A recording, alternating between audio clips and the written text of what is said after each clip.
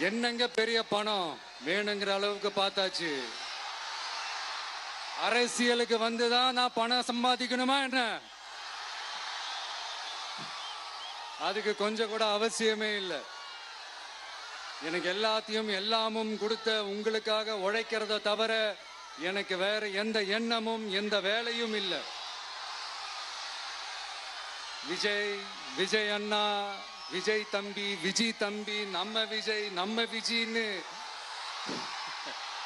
என்னடா இந்த விஜய் தனியாளா இருப்பான்னு பார்த்தா எப்ப பாரு மக்கள் கடலோட மக்கள் கடலாவே இருக்கிறானேன்ட்டு இந்த எதிரிகளுக்கெல்லாம் தெரிஞ்சவன நம்மளை பத்தி கண்ணாபின்னான்னு பேச ஆரம்பிச்சிருக்கிறாங்க. அதாவது நான் மரியாதையா பேசினா கூட அதை தவறா எடுத்துக்கிறாங்கன்னா பாத்துக்கங்களேன்.